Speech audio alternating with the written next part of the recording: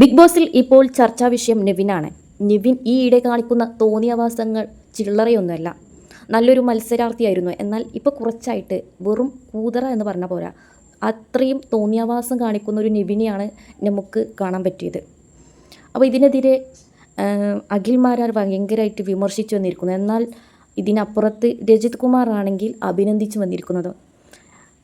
അഖിൽ മാരാർ പറയുന്നത് അവൻ്റെ പല്ലടിച്ച് ചോദിക്കണം എന്നാണ്. കാരണം ഇത്രയും ഒരു പെണ്ണ് പീരീഡായി കിടക്കുമ്പോൾ അവളെ മനഃപൂർവ്വം ശല്യം ചെയ്യുന്ന ഇവനെയൊക്കെ അടിച്ച് അമർത്തണം എന്നാണ് പറഞ്ഞത്. ഇതൊരു എൻ്റർടൈൻമെൻ്റ് അല്ല എന്ന് പറയുമ്പോൾ മറുവശത്ത് ഡോക്ടർ രജിത് കുമാർ പറയുന്നത് നെവിനെ അഭിനന്ദിക്കണം, ഇതൊരു പ്രത്യേക ധൈര്യമാണ് നെവിനുള്ള. നെവിൻ വിന്നറാവാൻ വരെ ചാൻസ് ഉണ്ടെന്ന് വരെ രജിത് കുമാർ പറഞ്ഞു. അപ്പം ഇവർ രണ്ടുപേരുടെയും ആ ലൈവിലേക്ക് ഒന്ന് പോയി വരാം.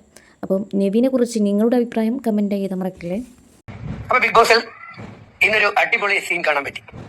അപ്പോൾ അനിമോളെ ബെഡിലേക്ക് നെവിൻ വെള്ളം എടുത്തു. ചില കമന്റുകൾ വായിച്ചു, നെവിൻ ചെയ്യുന്നത് വളരെ മോശമായി പോയി എന്ന്. പക്ഷേ ഒരു മുൻ മത്സരാർത്ഥി എന്നുള്ള നിലയിൽ നെവിൻ ധൈര്യപൂർവ്വം, പലർക്കും ഇല്ലാത്ത ഒരു ധൈര്യം, നെവിൻ ധൈര്യപൂർവ്വം ഈ ആക്ട് കാണിച്ചു എന്നുള്ളതിൽ നെവിനെ അഭിനന്ദിക്കാതിരിക്കാൻ വയ്യ. കൂടാതെ ഈ ഒരൊറ്റ ആക്ടിലൂടെ നെവിനെ ഫൈനൽ ഫൈവിലേക്ക് വരാനും വിജയിയാവാനും സാധ്യതയുണ്ടെന്ന് ഞാൻ പറയും.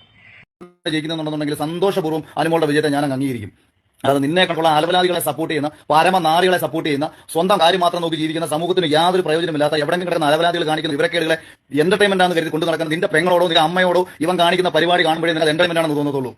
സാമൂഹിക ബോധമുള്ള ഒരുവനെ സംബന്ധിച്ച് ഈ എന്റർടൈൻമെന്റ് അല്ല, കോമാളിത്തരമാണ്, വിവരക്കേടാണ്, സ്വാർത്ഥതയാണെന്ന് മനസ്സിലാക്കാനുള്ള ബോധമാണ് ആദ്യം ഉണ്ടാവേണ്ടത്. ആദ്യം അതാണ് ഞാൻ പറയാൻ ആദ്യത്തെ മാറ്റർ എന്ന് പറയുന്നത്. ഒരു പെൺകുട്ടിക്ക് അവിടെ പീരീഡ് സമയത്ത് അല്ലെങ്കിൽ മെൻസ് സമയത്ത് അവൾക്ക് ഉണ്ടായ ബുദ്ധിമുട്ടിനെ തുടർന്ന് കിടക്കുന്നു എന്നാണ് ധാരാളം പേർ കമന്റ് ഇട്ടതിൽ നിന്ന് ഞാൻ മനസ്സിലാക്കുന്നത്. അപ്രകാരം അവിടെ കിടക്കുന്ന ഒരു പെൺകുട്ടിയെ അവിടെ പോയി ശല്യം ചെയ്യാൻ നെവിനല്ല, നെവിന്റെ തന്തയായാലും അടിച്ച് അവന്റെ ചെവുക്കല് പറിക്കണം.